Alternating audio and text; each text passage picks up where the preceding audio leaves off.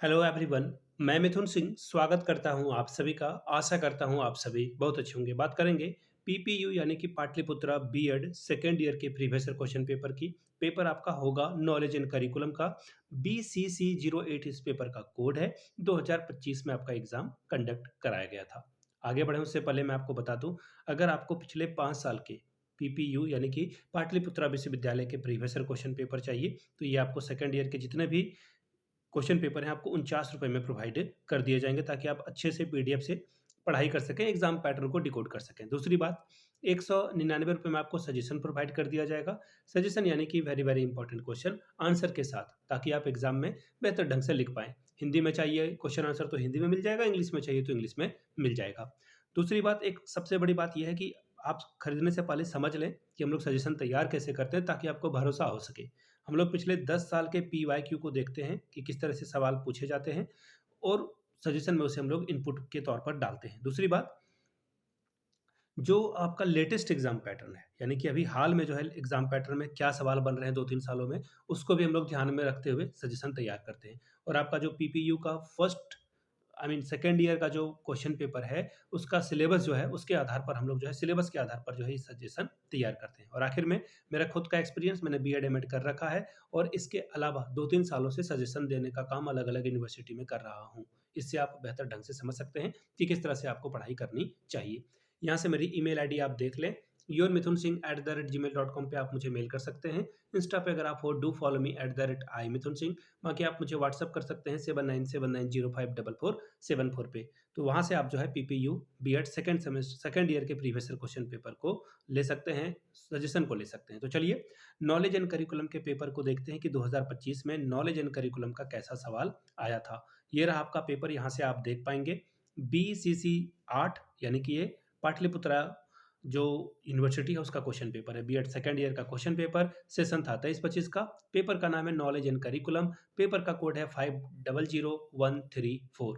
और जो maximum number है वो 80 ला सकते हैं आप यहाँ से, और पासिंग मार्क्स है 36। अगर 80 में 36 लाते हो तो इस एग्जाम को क्वालिफाई करोगे। 3 घंटे का वक्त आपको मिलेगा। ठीक है, चलिए पहला सवाल ग्रुप ए से, वेरी शॉर्ट क्वेश्चन आंसर। ठीक है, वेरी शॉर्ट क्वेश्चन आंसर का मतलब है कि आपको 2 नंबर मिलेगा हर एक सवाल के लिए, और 10 ऐसे सवाल रहेंगे। तो आप समझ लीजिए कि आपको छोटे छोटे में, कम से कम आप ऐसा समझ लो कि कम से कम आप 100-150 वर्ड में भी लिखोगे, 100 वर्ड में आपका काम चल जाएगा। पहला सवाल, what is the nature of a knowledge, ज्ञान का स्वरूप क्या है। ठीक है। दूसरा सवाल, what is the principle of a truth, सत्यता का सिद्धांत क्या है, ये बताएं। क्वेश्चन नंबर तीसरा, व्हाट इज एब्स्ट्रैक्ट नॉलेज, सूक्ष्म ज्ञान क्या है, इसके बारे में बात करते हैं। चौथा सवाल है, व्हाट इज इंफॉर्मेशन, सूचना क्या है। Question number 5, what is pragmatic society curriculum, प्रयोगवादी समाज पाठ्यक्रम क्या है, इसके बारे में बताएं। छठा सवाल है इसका, प्रश्नावली विधि क्या है। ठीक है, प्रश्नावली विधि क्या है, यानी कि what is questionnaire method. Question number 7वां, what are the reference books, यानी कि संदर्भ पुस्तकें क्या है, इसके बारे में बताएं। क्वेश्चन नंबर 8वां, व्हाट इज नेचुरलिज्म, यानी कि प्रकृतिवाद क्या है, इसके बारे में बताइए। क्वेश्चन नंबर 9वां, व्हाट इज कॉन्टेक्चुअल नॉलेज, यानी कि प्रासंगिक ज्ञान क्या है, वो बताएं। क्वेश्चन नंबर 9 10वां, व्हाट इज लॉजिकल थिंकिंग, तार्किक चिंतन क्या है, इसके बारे में बात करें। बात करेंगे सेक्शन बी की। सेक्शन बी में देखिए शॉर्ट क्वेश्चन आंसर पूछा गया है। 5 नंबर आपको मिलेगा हर एक सवाल के लिए, और 4 सवाल आपको यहाँ पे करने हैं। पहला सवाल देखिए क्या है, explain the instruments of knowledge, यानी कि ज्ञान के उपकरण की व्याख्या कीजिए। Question number 3, explain the meaning of knowledge according to Indian philosophy, भारतीय दर्शन के अनुसार ज्ञान का अर्थ स्पष्ट कीजिए।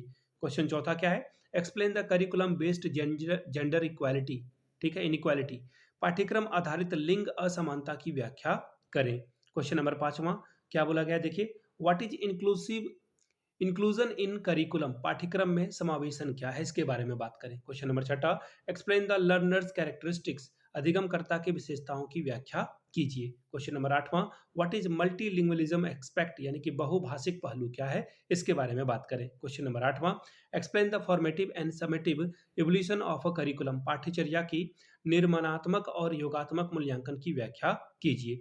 बात करेंगे सेक्शन सी की। लॉन्ग टाइप के क्वेश्चन आंसर आपसे पूछ लिए गए हैं। यहाँ पे देखिए 4 सवाल का आपको आंसर करना है। 10-10 नंबर का ये सवाल है, 40 नंबर आप यहाँ से ला सकते हैं। चलिए देखते हैं क्या है सवाल।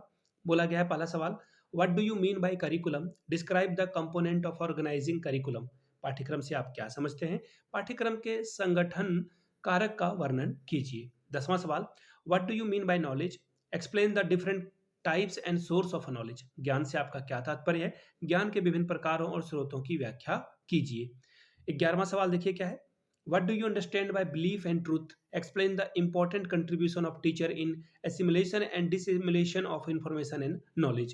विश्वास और सत्य से आप क्या समझते हैं? शिक्षकों को जानकारी और ज्ञान के आत्मसात और प्रसार में महत्वपूर्ण भूमिका के बारे में समझाइए। 12वां सवाल देखिए क्या बोला गया है?